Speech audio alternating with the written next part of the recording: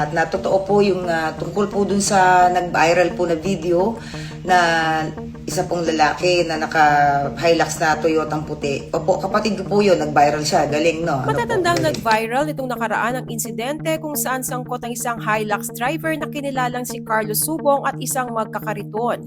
Makikitang binatukan ng driver ang lalaking nangangariton sa harap mismo ng paslit na anak nito kaya nag-iiyak ang bata. Lumalabas na nasagi ng kariton ang puting Hilux. Sa kanyang Instagram ay inamin ni Pokwang na kapatid niya ang Hilux driver.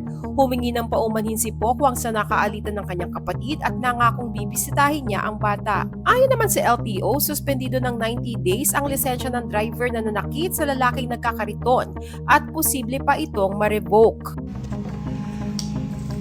Magandang umaga po sa inyong lahat.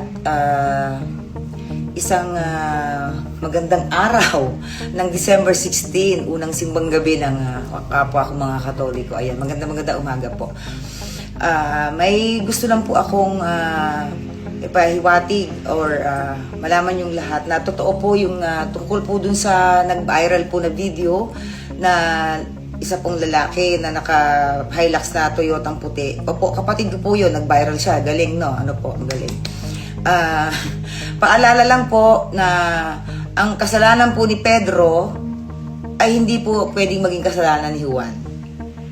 Maaaring pong isa kami na apelido, pero hindi naman po kami pareho lagi ng pag-iisip at ng mga gawain araw-araw.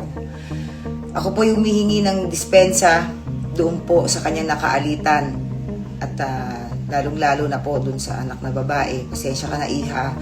Dadalawin kita, ha? Wait lang, ha? Pupunta ang tita po akong dyan. Pasensya ka na.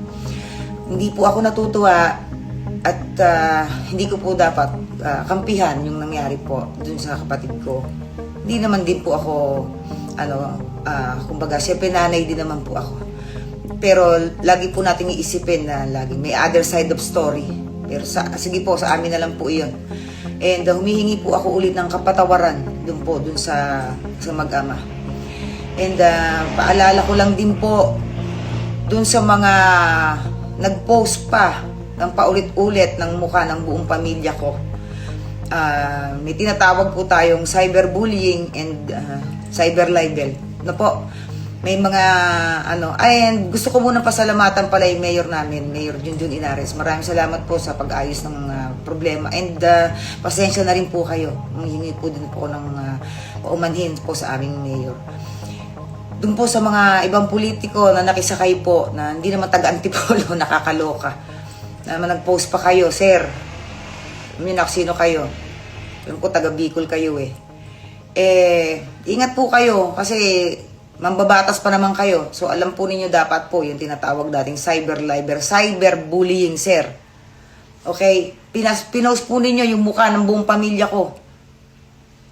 Kapatid, isa lang po ang may kasalanan pero buong mukha na. Yung asam po, yung privacy, yung protection po ng pamilya ko.